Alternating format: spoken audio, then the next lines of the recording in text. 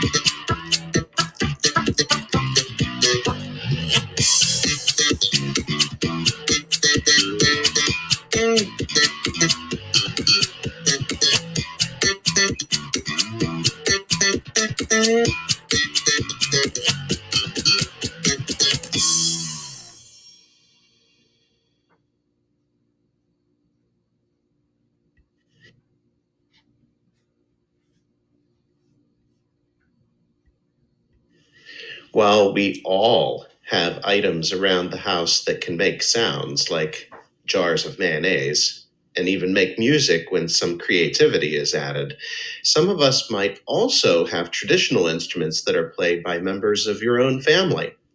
Let's take a tour around Casa Scrow to see some of the instruments here. Can you name them?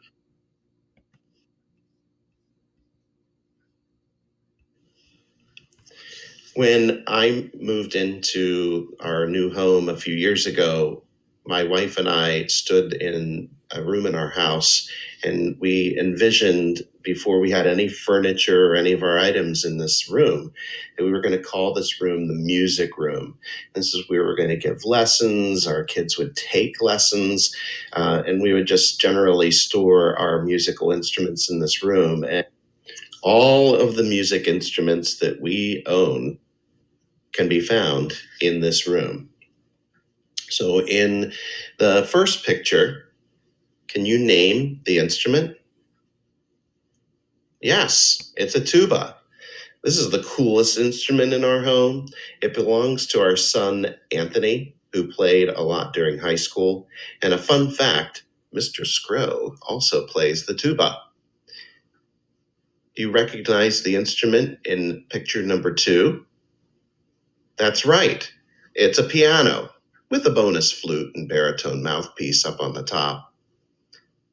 How about picture number 3? French horn, our daughter Julia's, and trombone in the case. Our son James plays this and the baritone. The next couple of pictures might be a little bit more difficult to identify because the instruments are still in their cases. In picture number 4, this bag holds an alto sax, and the rectangular case beside it also an alto sax that our daughter Ella plays, with a bonus blue ukulele on the shelf above.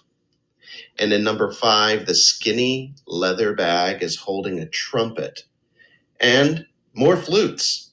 Did I mention that my wife, Miss Rotundi, plays the flute?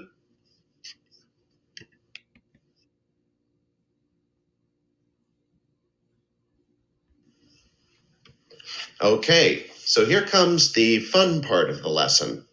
In a moment, after you hear my voice, you're going to be tasked with searching your home for an instrument to share with your teacher and with your classmates. This task is worth 10 points.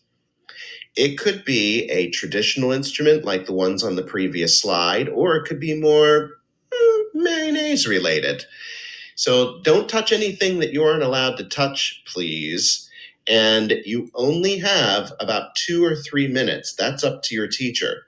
So we'll see you back here in about 2 or 3 minutes. Ready, set, go!